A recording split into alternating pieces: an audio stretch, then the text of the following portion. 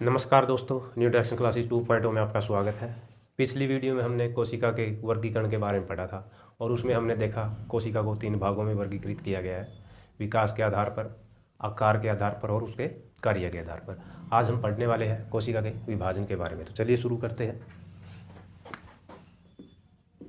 कोशिका विभाजन, ठीक है, कोशिका का विभाजन। सबसे पहले हम देखते हैं कि कोशिका विभाजन कहते किसे हैं। नाम से ही पता चलता है कोशिका विभाजन यानी कोशिका का विभाजन। जब एक कोशिका टूटकर अपने जैसी 2 या 2 से अधिक कोशिका का निर्माण करे तो उसको हम क्या कहते हैं? कोशिका विभाजन कहते हैं। जैसे उदाहरण से समझ लेते हैं इसको। जैसे ये हमारी कोशिका है, ठीक है, यह टूटकर अपने जैसी 2 या 2 से अधिक कोशिका का निर्माण करे तो इसको हम क्या कहते हैं? कोशिका विभाजन कहते हैं, ठीक है। जो कोशिका विभाजित होती है यानी जिस कोशिका विभाजन होता है या जो कोशिका टूटती है उसको हम क्या कहते हैं? मदर सेल, पेरेंट सेल आप इसको बोल सकते हैं, ठीक है। और जो नई कोशिकाओं का निर्माण होता है उसको हम क्या कहते हैं? डॉटर सेल, डॉटर सेल या संतति कोशिका कहते हैं, ठीक। और जंतु कोशिका में कोशिका विभाजन का कार्य किसके द्वारा किया जाता है? सेंट्रोसोम के द्वारा। सेंट्रोसोम है जो, वह क्या करता है? जंतु कोशिका में कोशिका विभाजन का कार्य करता है, ठीक है। किन कोशिकाओं में? जंतु कोशिकाओं में। अगर आपसे पूछा जाए पादप कोशिका में कोशिका विभाजन का कार्य किसके द्वारा किया जाता है, तो पिछली वीडियो में हमने देखा था जो केंद्र के अंदर, केंद्र के ध्रुवों की ओर एक टोपी जैसी संरचना बनती है जिसको हम क्या कहते हैं? पोलर कैप या ध्रुवीय टोपी। पोलर कैप या ध्रुवीय टोपी, ठीक है। इसके द्वारा क्या किया जाता है? पादप कोशिकाओं में कोशिका का विभाजन किया जाता है, ठीक है। अगर आप ये याद नहीं रख पाओ तो आप इसको सेल प्लेट भी याद कर सकते हो इसके नाम से भी, ठीक है। तो जंतु कोशिका में जो विभाजन का कार्य किसके द्वारा किया जाता है? सेंट्रोसोम के द्वारा।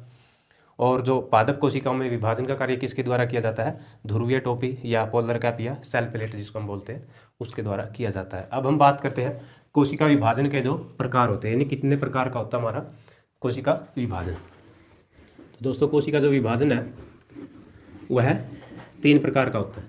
सबसे पहले यानी नंबर 1 असूत्री विभाजन, विभाजन। नंबर 2 समसूत्री विभाजन, समसूत्री विभाजन। और नंबर 3 पर अर्धसूत्री विभाजन, ठीक है। इसको बोलते हैं हम एमिटोसिस और इसको मिटोसिस और ये मियोसिस, ठीक है। अगर हम बात करें असूत्री विभाजन की तो यह प्रोकैरियोटिक जीवों में पाया जाता है, प्रोकैरियोटिक कोशिकाओं में,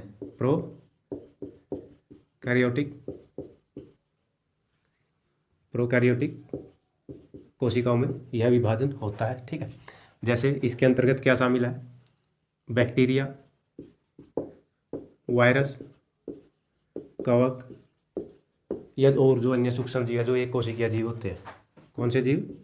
एक कोशिकीय, इनमें यह पाया जाता है। साथियों यह बहुत ही, इसकी जो विभाजन की प्रक्रिया बहुत ही सरल होती है। जैसे इसमें मान के चलते हैं ये हमारी मदर सेल, ठीक है, मदर सेल, ठीक है। विभाजन के समय इसका आकार बढ़ जाता है, कुछ इस प्रकार से हम इसको मान लेते हैं। विभाजन के समय इसका क्या हो जाता है? आकार बढ़ जाता है और यह बीच में से धंसने लग जाती है अंदर की ओर, जैसे इस प्रकार से अंदर की ओर धंसने लग जाती है। और ये इसका हो गया केंद्र, केंद्र भी इसका इस प्रकार से हो जाता है। और फिर के बाद में यह क्या होगा? इसका आपस में मिल जाने से इसका क्या होगा? विभाजन होगा, जैसे ये, ठीक है। जो मदर सेल होती है उसका आकार बढ़ने लगता है और बीच में से अंदर की ओर धंस जाती है और आपस में मिलने से इस कोशिका क्या होगा? विभाजन होगा। और जो ये नई कोशिका बनी है इसको हम क्या कहते हैं? डॉटर सेल, इस प्रकार से। तो ये था हमारा असूत्री विभाजन। प्रोकैरियोटिक कोशिकाओं में यह पाया जाता है, बैक्टीरिया, वायरस आदि इसके एग्जाम्पल है। एक कोशिकीय जीवों में यह होता है। ठीक है, और इसकी बहुत ही सिंपल और सरल प्रोसेसिंग होती है इस विभाजन की। इस प्रकार से हमने इसको देखा। अब हम बात करने वाले हैं समसूत्री विभाजन और अर्धसूत्री विभाजन को लेकर। इससे पहले कि हम इसके बारे में और विस्तार से जानें, थोड़ा चित्र के माध्यम से इसको समझने का प्रयास करते हैं। दोनों को इनके तुलना करके तुलनात्मक रूप से इसको समझने का प्रयास करते हैं। जैसे ये हमारा समसूत्री विभाजन इस साइड में, और यहाँ मान लेते हैं हम अर्धसूत्री।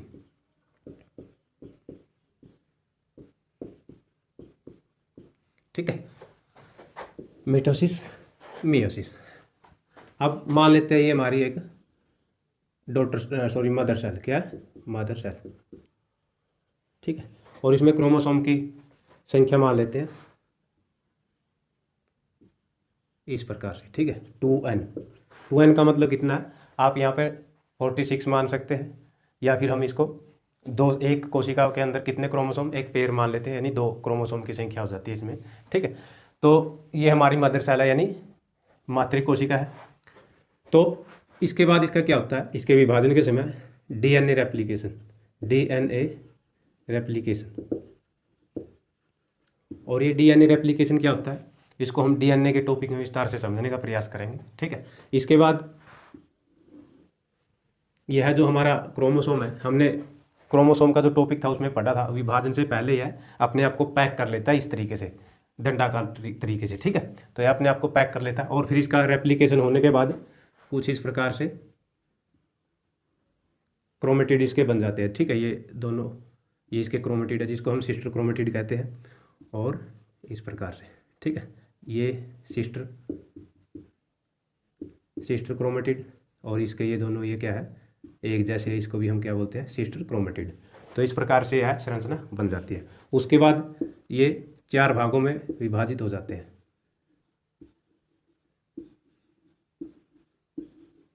ठीक है, फिर क्या होगा इसका?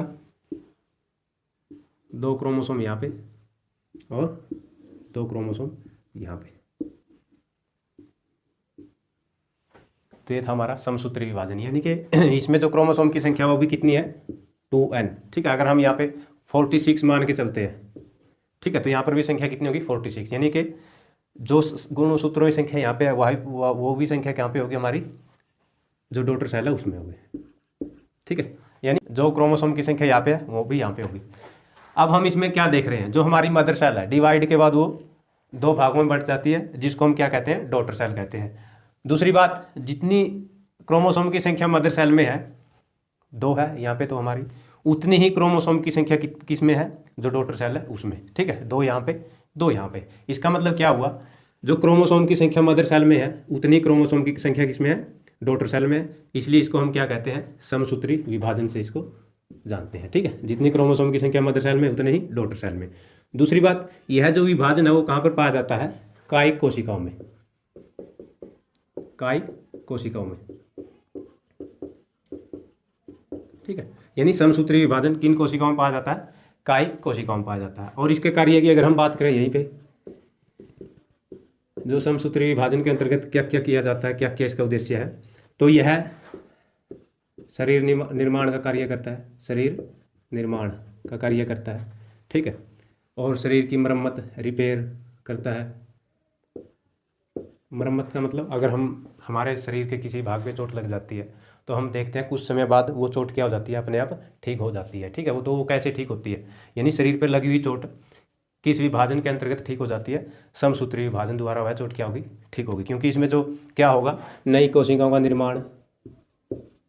ठीक है, कोशिकाओं का क्या होता है? इसमें निर्माण होता है। कोशिकाओं क्या होती है? और इसमें वृद्धि होती है। ठीक है, कोशिकाओं क्या होगी? इसमें वृद्धि होगी। अगर यही वृद्धि लगातार बढ़ते रहे, मान के चलो कोई चोट लगी, वहाँ पे कोशिका का विभाजन हुआ, कोशिकाओं ने उस चोट को ठीक किया, मरम्मत किया, नई कोशिकाओं का निर्माण किया, और कोशिकाओं की वृद्धि द्वारा उस चोट को ठीक कर दिया। लेकिन वो वृद्धि लगातार बढ़ती रहे तो क्या होगी? हमारे एक गांठ का आकार ले लेती है। ठीक है, और डॉक्टर के पास जाने पर कुछ दवाइयों द्वारा उसको ठीक भी किया जा सकता है, लेकिन उसके बाद भी अगर वो वृद्धि नहीं रुक रही है तो वह हमारा कैंसर का कारण बन सकता है। तो फिर वही गामा रे द्वारा उसको नष्ट किया जाता है। तो तमाम चीज़ें इसमें हो सकती। और अगर हम बात करें अर्धसूत्री विभाजन को लेकर, मान के चलते वही हमारी ये मदर सेल है, ठीक है। और वही इसमें दो, एक पेयर क्या है, क्रोमोसोम है, पिता की ओर से भी और माता की ओर से भी, ठीक है। वहाँ पर भी इसी प्रकार से और यहाँ पर भी इसी प्रकार से हम इसको ले लेते हैं। अब बारीकी आती है इसमें, और इनकी संख्या 2n। 2n मतलब वही, अगर आप यहाँ 46 लेकर चलते हैं तो वो भी कर सकते हैं हम। यहाँ पे हम इसको 2 मान के चलते हैं तो इसका क्या होगा, यहाँ पे DNA रेप्लिकेशन, ठीक है। और इसके बाद क्या होगा, यह जो संरचना कुछ इस प्रकार से बन जाती है, ठीक है। और फिर यह 2 भागों में, ये इस साइड में और, ठीक है। तो क्रोमोसोम का 2 भागों में बंटना, ये किस फेज के अंतर्गत आता है, मियोसिस फर्स्ट, ठीक है। इसको मियोसिस फर्स्ट कहते हैं, क्रोमोसोम का 2 भागों में बंटना। उसके बाद आगे इसके फिर आगे 2 भागों में बंट जाएगा, ये कुछ इस प्रकार से,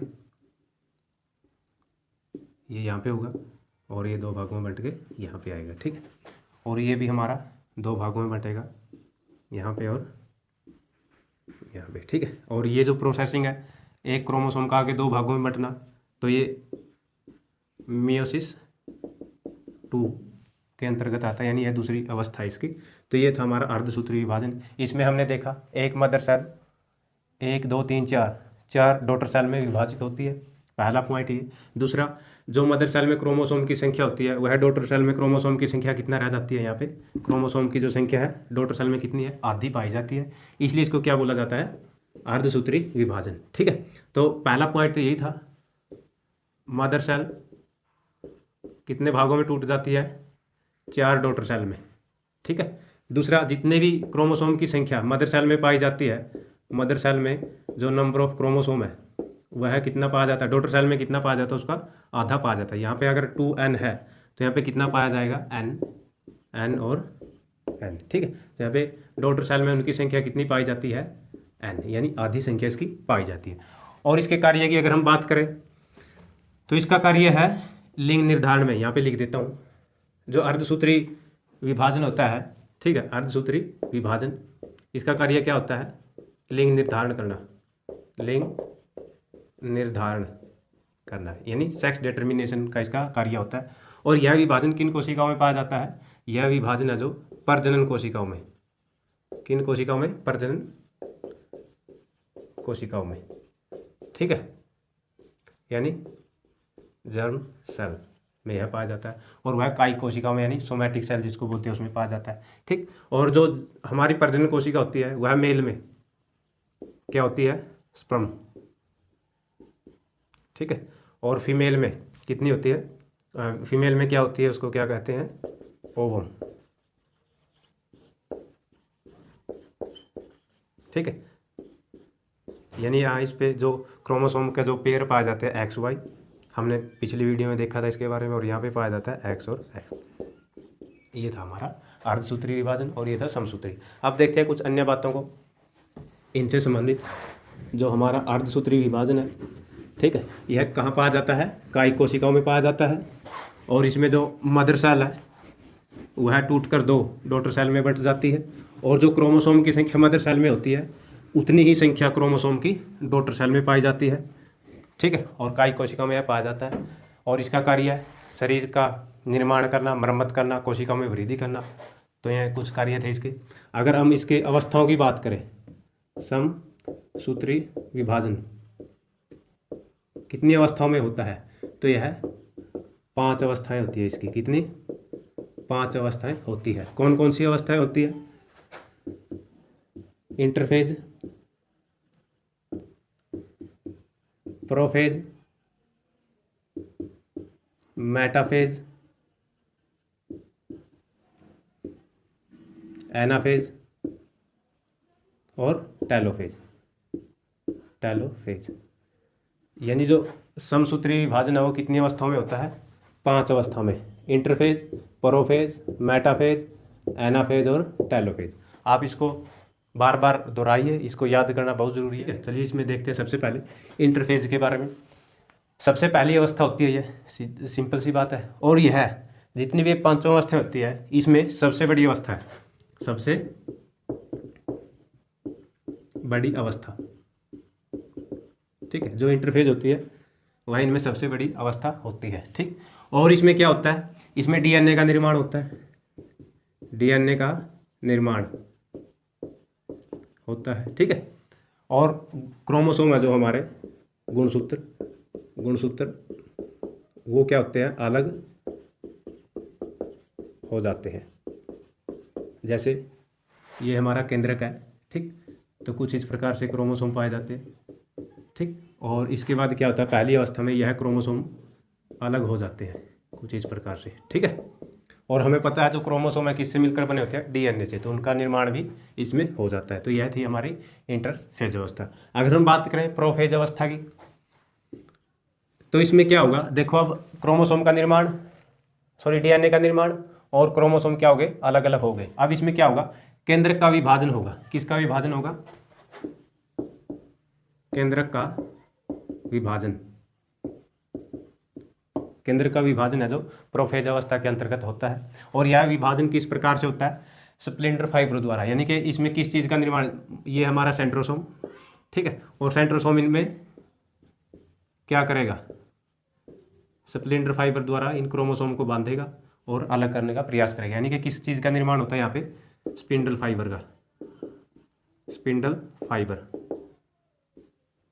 इसको हम तुर्क धागा, धागा भी बोलते हैं। ठीक है, इसका निर्माण यहाँ पे शुरू होगा, धीरे धीरे यह इसको क्या करेगा, क्रोमोसोम को बांधने का प्रयास करेगा। ठीक है, और कोशिका विभाजन की प्रक्रिया इसमें शुरू होगी।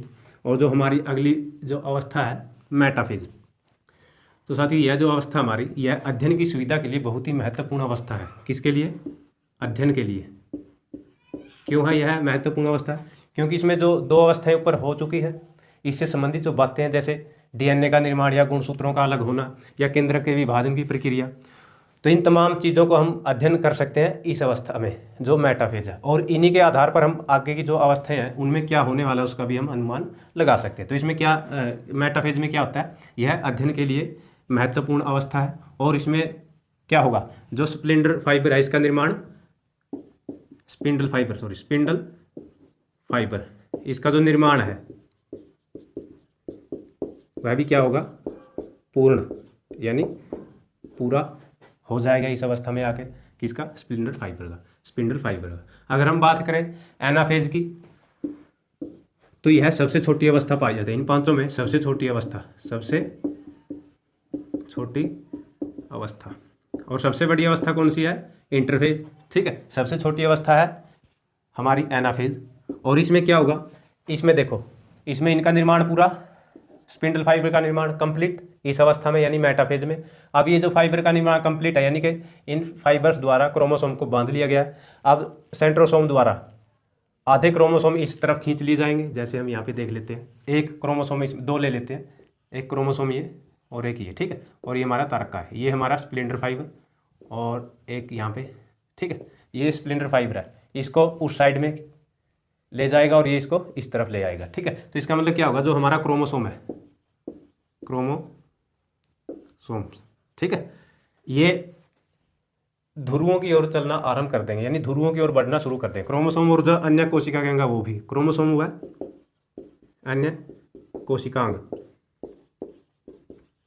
कोशिकांग ध्रुवों की ओर, यानी पोलर रीजन में चलना शुरू कर दें, ध्रुवों की ओर बढ़ना शुरू कर देंगे। ठीक है, जो हमारी टेलोफेज है यह सबसे अंतिम अवस्था है, अंतिम अवस्था। ठीक है, तो अंतिम अवस्था हमारी टेलोफेज है, सबसे बड़ी अवस्था इंटरफेज है, सबसे छोटी अवस्था एनाफेज है। अध्ययन के लिए सबसे महत्वपूर्ण वो है हमारी मेटाफेज। ठीक, तो इसमें क्या होगा, इसमें जो हमारा ये जो तुर्क धागा यानी स्पिंडल फाइबर, इस यह क्या होगा, गायब। इस अवस्था में स्पिंडल फाइबर क्या होता है, गायब हो जाता है। ठीक है, और कोशिका के सभी अंग विकसित हो जाते हैं इस अवस्था में आकर। ठीक है, यानी कोशिकांग के जो सभी अंग है, कोशिकांग विकसित हो जाते हैं इस अवस्था में। तो ये थी हमारी 5 अवस्थाएं, interphase, prophase, metaphase, anaphase, telophase. ठीक है, तो इंटरफेज में यह सबसे बड़ी अवस्था है, डीएनए का इसमें निर्माण होता है और गुणसूत्र अलग हो जाते हैं। प्रोफेज में केंद्र का विभाजन, जो स्पिंडल फाइबर है उसका निर्माण शुरू। मेटाफेज अध्ययन के लिए महत्वपूर्ण अवस्था है। स्पिंडल फाइबर का निर्माण पूर्ण हो जाता है यहाँ पे।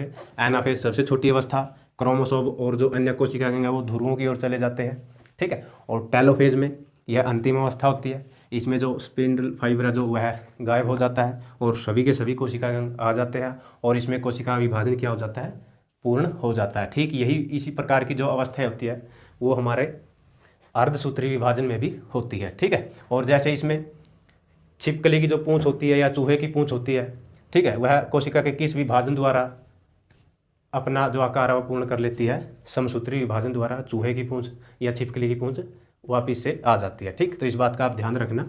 और जो समसूत्री विभाजन है वह क्या करता है, मरम्मत का कार्य करता है, शरीर निर्माण का कार्य करता है और यह कायिक कोशिकाओं में पाया जाता है। अब हम बात करते हैं अर्धसूत्री विभाजन की, ठीक है।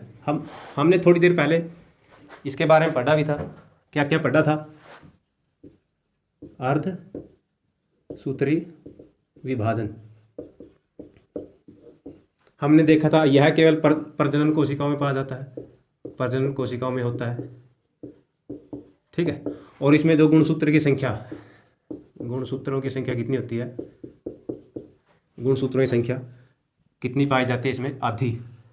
जो मदर सेल होती है उसमें जितने गुणसूत्रों की संख्या पाई जाती है, डॉटर सेल में गुणसूत्रों की संख्या मदर सेल से कितनी पाई जाती है, आधी पाई जाती है। इसलिए इसको क्या बोला जाता है, अर्धसूत्री विभाजन बोला जाता है। और इसमें जो मदर सेल है वो टूटकर 4 डॉटर सेल में विभाजित हो जाती है, ठीक है।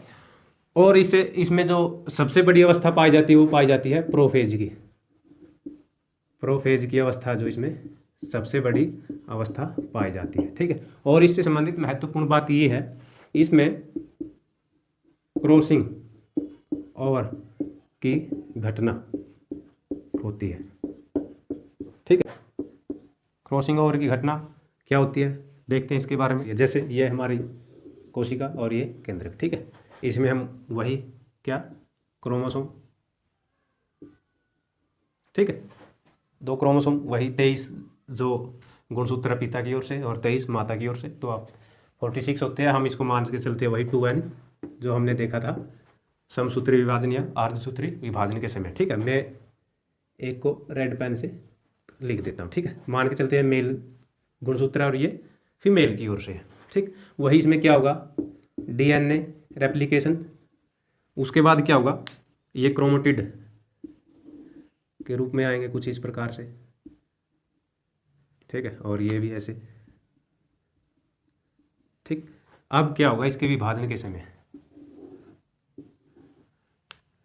जैसे ये मेल क्रोमोसोम है, ठीक है, और ये क्या है, फीमेल।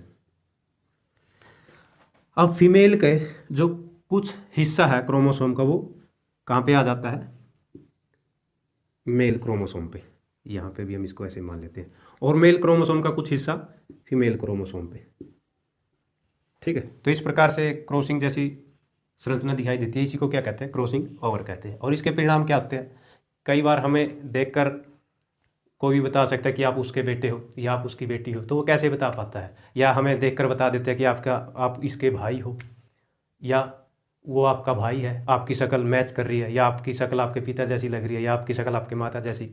तो सब के सब इसी का परिणाम है। हमारी शक्ल हमारे पिता जैसी लग रही है, लेकिन पूर्ण रूप से ऐसे नहीं है। हमारा शरीर अलग है और पिताजी का जो शरीर है वो उसका निर्माण अलग हुआ है, लेकिन फिर भी जो हमारी शक्ल मैच करी है, चाहे आंखें मैच करी हो, नाक जो भी, हाइट जो भी है, तो इसकी वजह से होता है, क्रॉसिंग ओवर की घटना की वजह से होता है। तो ये था हमारा अर्धसूत्री विभाजन। और जो अर्धसूत्री विभाजन होता है वह केवल लैंगिक जनन करने वाले जीवों में पाया जाता है। और जो समसूत्री विभाजन होता है वह लैंगिक और अलैंगिक जनन करने वाले जीवों में भी पाया जाता है, ठीक है। वो दोनों में पाया जाता है और ये सिर्फ लैंगिक जनन करने वाले जीवों में पाया जाता है, ठीक है। ये था हमारा अर्धसूत्री विभाजन। अब हम बात करते हैं जो क्रोमोसोम की संख्या कम या ज़्यादा होने से होने वाली बीमारियों के बारे में, ठीक है। अगर क्रोमोसोम की संख्या हम मानव में ही लेके चलते हैं, इनकी 46 होती है, अगर इससे ज़्यादा हो जाती है तो क्या होगा, इससे कम होती है तो क्या होगा, तो देखते हैं इसके बारे में।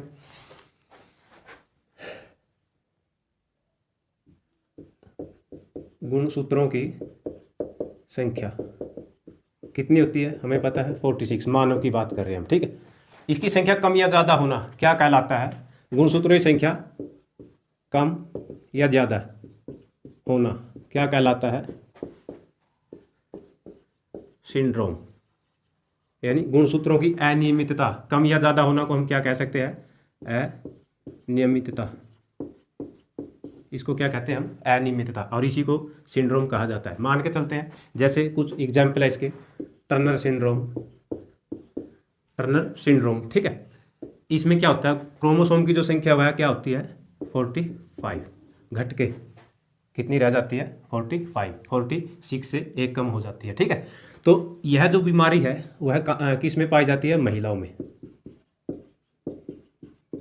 महिलाओं में। और इसके परिणाम क्या होते हैं, इसकी वजह से महिलाओं का जो शरीर है वो अविकसित रह जाता है, पतला दुबला, ठीक है। और बांझपन जैसी समस्या भी देखने को मिलती है। बांझपन मतलब महिलाओं में प्रजनन क्षमता खत्म हो जाती है। अगर हम बात करें क्लीनेफेल्टर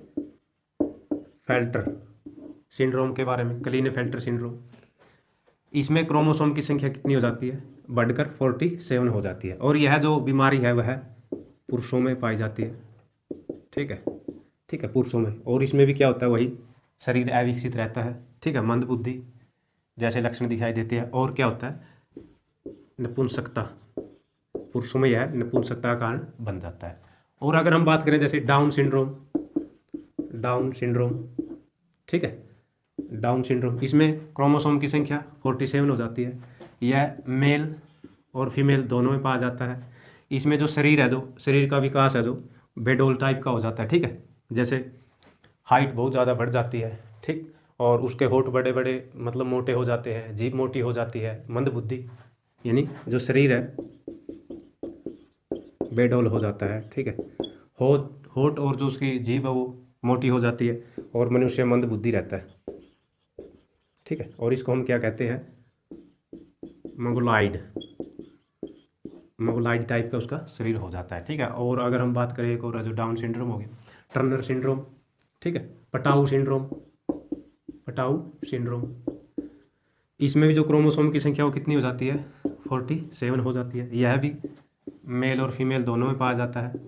इसमें वही मंदबुद्धि इंसान की जो बुद्धि है वो काम करना कम कर देती है, यानी मंदबुद्धि इंसान होता है। और इसमें जो मनुष्य का ऊपर वाला होठ होता है वह कटा हुआ होता है, ऊपर वाला होठ कटा होता है, ठीक है। आपने बहुत सारे ऐसे लोगों को देखा हो, यहाँ से उसका होठा जो कटा हुआ होता है। तो ये थे कुछ गुणसूत्रों की अनियमितता से होने वाले बीमारियों की बातें। तो हमने बहुत कुछ पढ़ने का प्रयास किया, आशा करता हूँ आपको कुछ समझ में आया होगा। आगे हम इससे चैप्टर से संबंधित जो भी महत्वपूर्ण प्रश्न है परीक्षा में पूछे जाते हैं या पूछे जा रहे हैं या पूछे जाने की संभावना है, उन पर चर्चा करेंगे। तब तक के लिए पढ़ते रहिए, फिर मिलते हैं अगली वीडियो में। जय हिंद।